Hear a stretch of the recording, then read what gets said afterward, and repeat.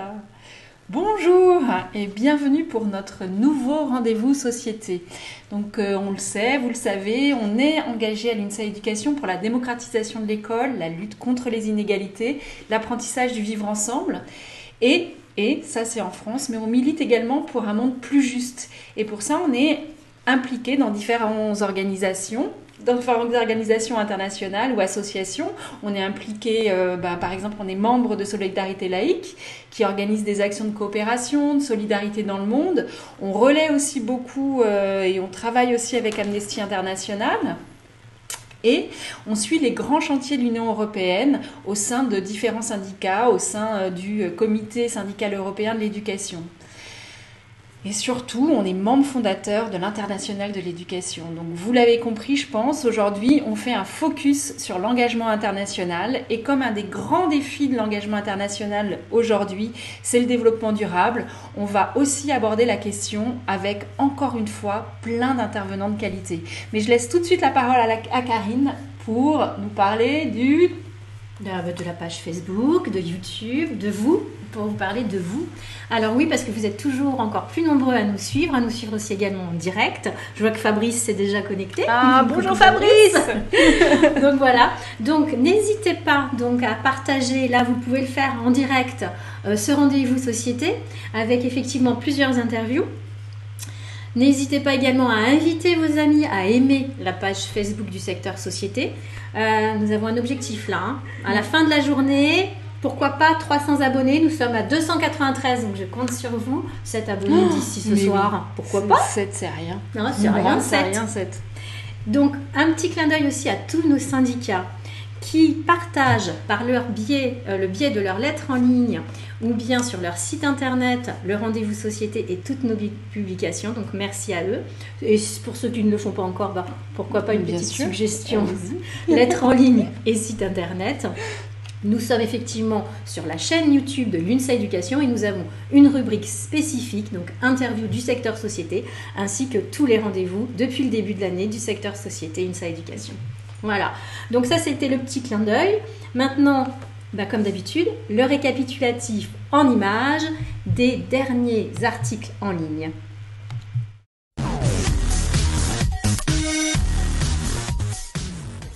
Laïcité. La loi de 1905 a 113 ans. L'UNSA Éducation fait de la laïcité et de cette loi un des piliers de notre République. Nous continuerons sans faiblir à les défendre et à les promouvoir. Citoyenneté et solidarité. La CNCDH vient de publier son 27e rapport annuel sur la lutte contre le racisme, la xénophobie et l'antisémitisme. Pour l'UNSA Éducation, ces luttes doivent être une priorité nationale. Pour l'UNSA Éducation, les crimes racistes et antisémites ne sont jamais des faits divers. L'UNSA Éducation le répète, la lutte contre le racisme et l'antisémitisme nécessite l'engagement de toutes et tous. Pour le mois d'avril, l'UNSA Éducation relaie les chiffres d'ATD Carmonde sur la grande pauvreté. Montrer la réalité, c'est faire acte de pédagogie pour que chacun puisse être informé et s'engager dans la lutte contre la pauvreté. Pour l'UNSA Éducation, la pauvreté massive dans un des pays les plus riches du monde n'est pas acceptable. Égalité femmes-hommes. La dernière mouture du projet de loi sur les violences sexistes et sexuelles a été présentée au Conseil des ministres le 21 mars 2018. L'UNSA Éducation accueille favorablement ce projet de loi. La création d'infractions nouvelles et l'instauration de mesures pénales plus fermes doivent permettre l'envoi d'un signal fort aux violences jusqu'alors commises en toute impunité. Ne rien laisser passer, c'est également cela. Non à l'extrême droite. Depuis le début du XXIe siècle, les partis d'extrême droite ne cessent de progresser en Europe. L'UNSA Éducation a fait de la lutte contre l'extrême droite une priorité. Cette montée est inquiétante, mais pas irrémédiable. C'est l'affaire de toutes et tous. L'UNSA Éducation y tient et y tiendra pleinement sa place.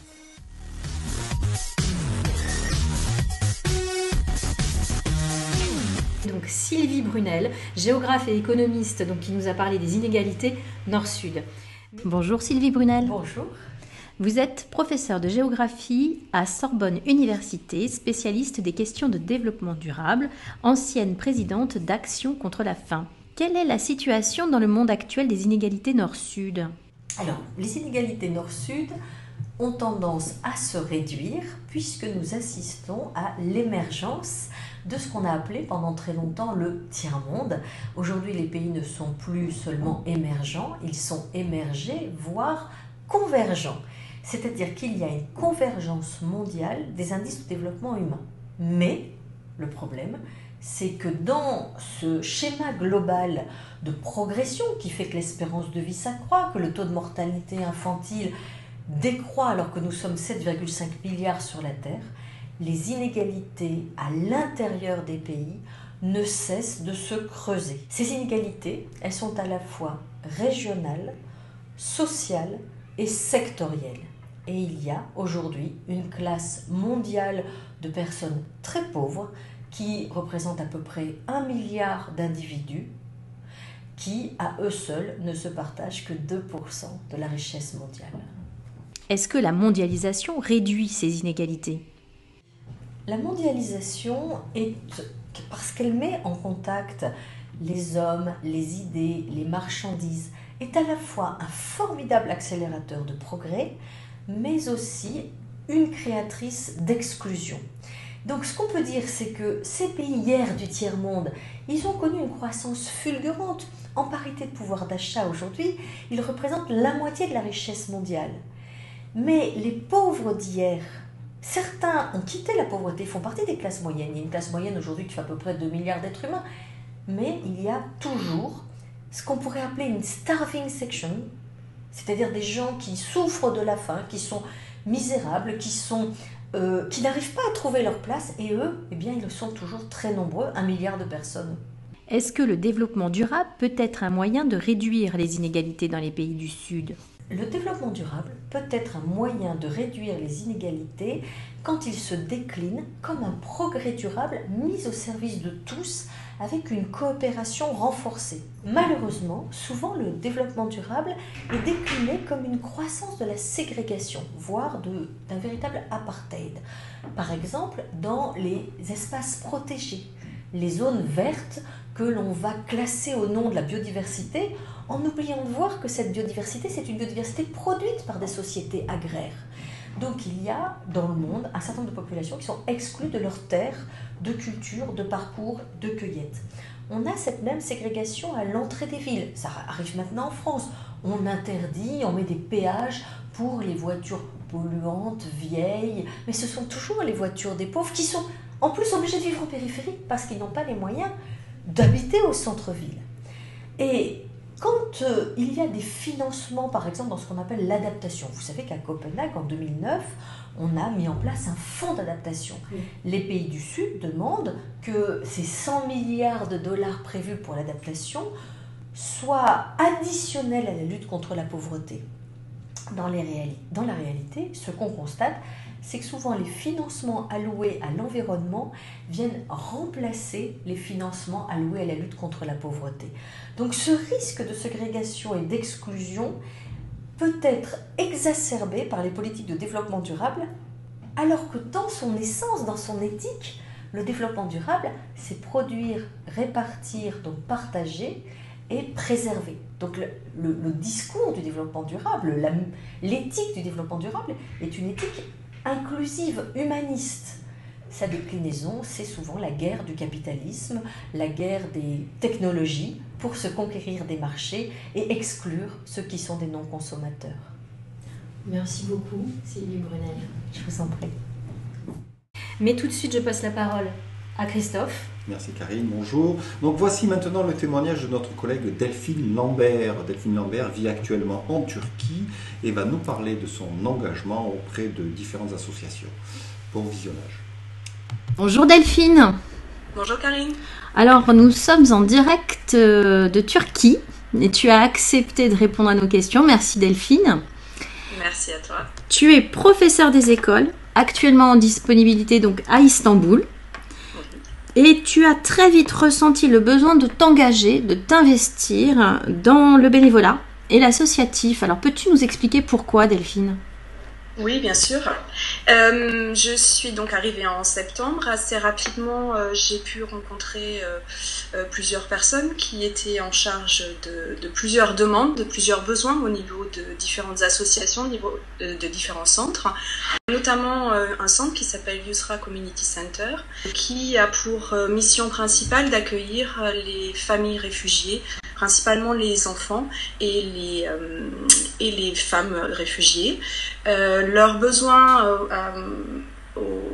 au début de septembre était de trouver et de former un groupe de femmes pour faire de la couture et notamment un projet de couture de sacs tote bag. Donc les fameux tote bags, ce sont les sacs en tissu qui sont amenés à remplacer les sacs en plastique au fur et à mesure du temps ici en Turquie.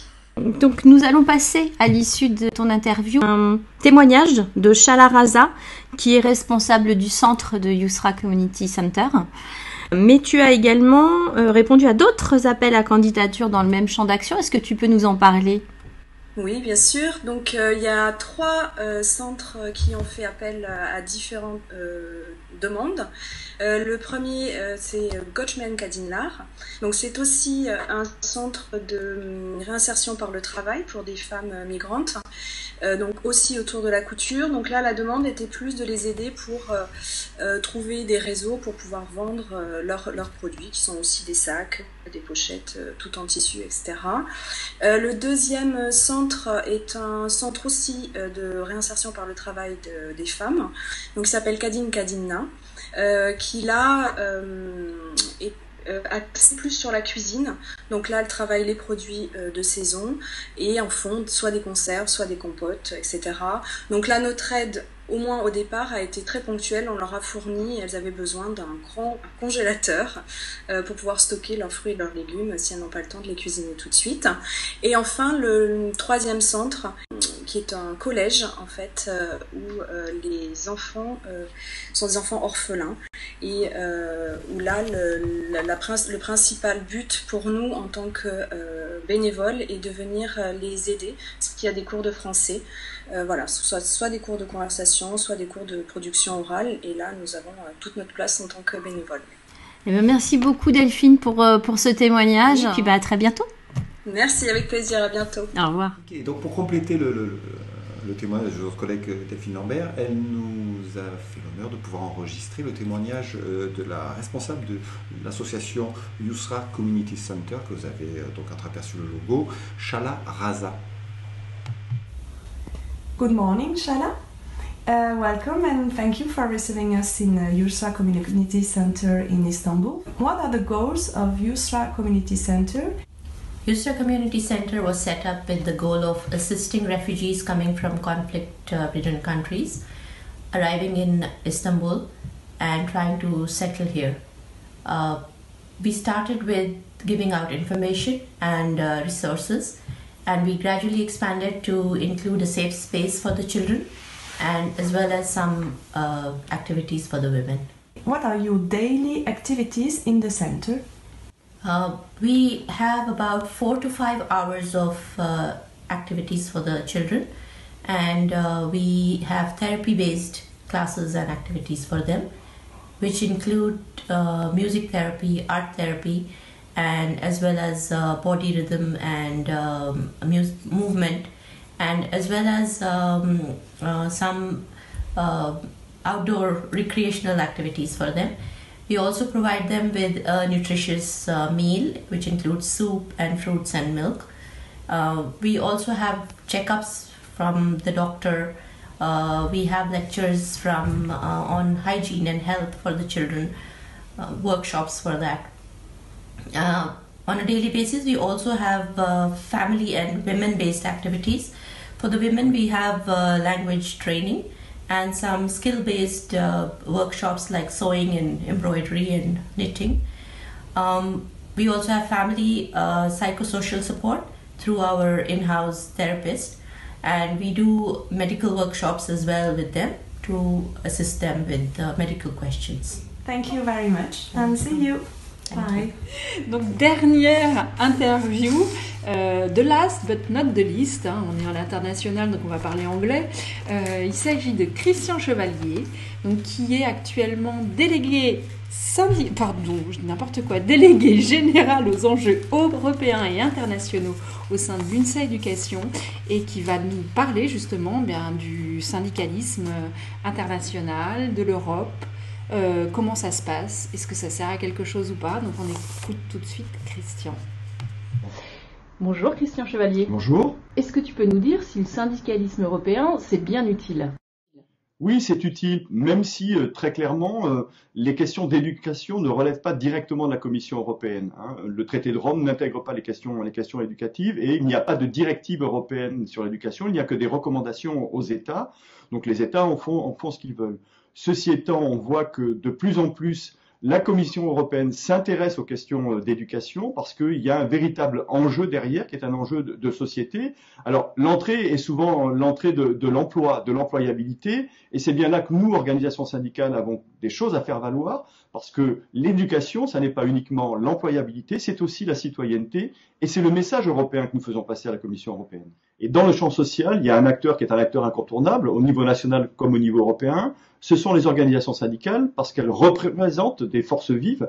Alors en l'occurrence, dans l'éducation nationale, tous les syndicats européens d'éducation nationale se retrouvent au sein du comité syndical européen de l'éducation qui nous rassemble et qui essaie d'agir pour une école de qualité, comme il la nomme, au sein de l'Europe. Et la question du développement durable,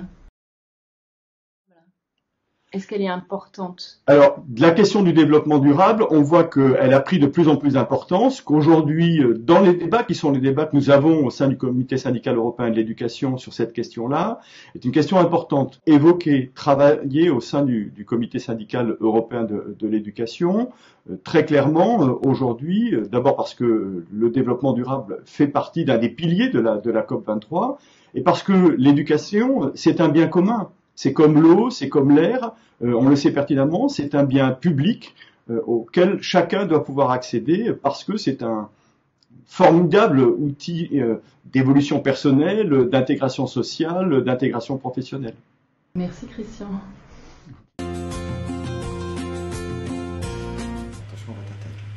Et bien voilà, notre rendez-vous société touche à sa fin, mais avant de vous dire au revoir, on voudrait vous dire bonjour, parce qu'il y a des nouvelles personnes qui nous ont rejoints. Il y a Delphine, bonjour Delphine, et merci beaucoup pour ton témoignage qui était hyper intéressant. Il y a Christelle, une de nos comment dire, je sais pas, enfin, qui nous suit toujours. Bonjour Christelle aussi. Et voilà, donc nous on vous donne rendez-vous maintenant le 31 mai. Oui, dans un petit peu longtemps, mais voilà, l'emploi du temps, le calendrier nous permettait pas tellement d'avoir quelque chose de qualité. Puis on va avoir vraiment un super rendez-vous société le 31 mai à 17h qui traitera cette fois-ci des fake news et on aura encore des invités de qualité.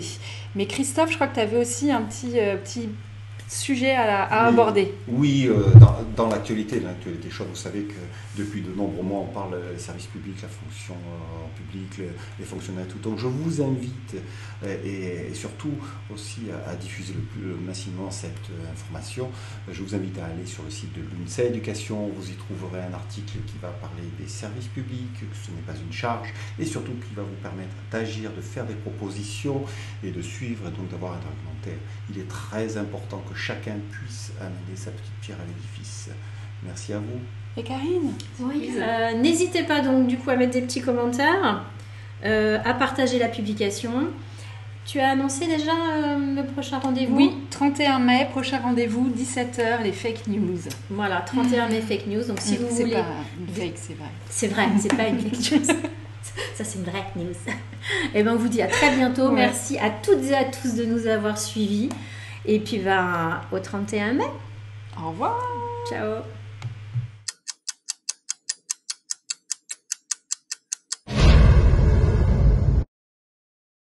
Évidemment, le secteur société fait tout pour se faire remarquer.